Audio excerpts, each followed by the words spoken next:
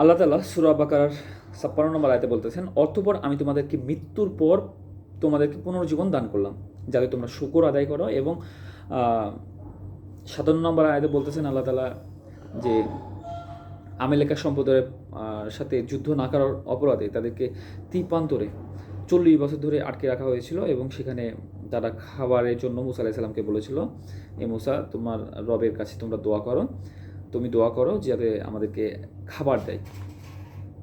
তো এখানে সেই গল্পটা আল্লাহ তাআলা সূরা বাকারার ৫৭ নম্বর আয়াতে বলতেছেন, আর আমি তোমাদের ওপর মেঘের ছায়া দিলাম এবং তোমাদের প্রতি নাজিল করলাম মান্না ও সালোয়া। তোমরা সে পবিত্র বস্তু থেকে আহার করো যা আমি তোমাদেরকে রিজিক দিয়েছি। আর তারা আমার প্রতি জুলুম করেনি। আল্লাহ বলতেছে, আর তারা আমার প্রতি জুলুম করেনি, বরং তারা নিজেদেরকেই জুলুম করত। অধিকাংশ মুফাসসিরগণ মানে এই আয়াতের ব্যাখ্যা করেছেন, অধিকাংশ মুফাসসিরগণের মতে এটা মিশর ও সিরিয়ার মধ্যবর্তী দ্বীপান্তরের ঘটনা, যখন তারা আল্লাহর আদেশে আমেলেকাদের জনপদে প্রবেশ করতে অস্বীকার করলো, এবং তারই শাস্তিস্বরূপ বনী ইসরায়েল ৪০ বছর পর্যন্ত দ্বীপান্তরে পড়েছিল।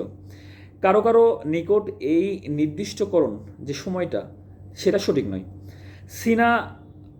সিনা মরুভূমিতে অবতরণের পর যখন সর্বপ্রথম পানি ও খাদ্যের সমস্যা দেখা দিল, তখন এই ব্যবস্থা করা হয়েছিল কারো কারো মতে।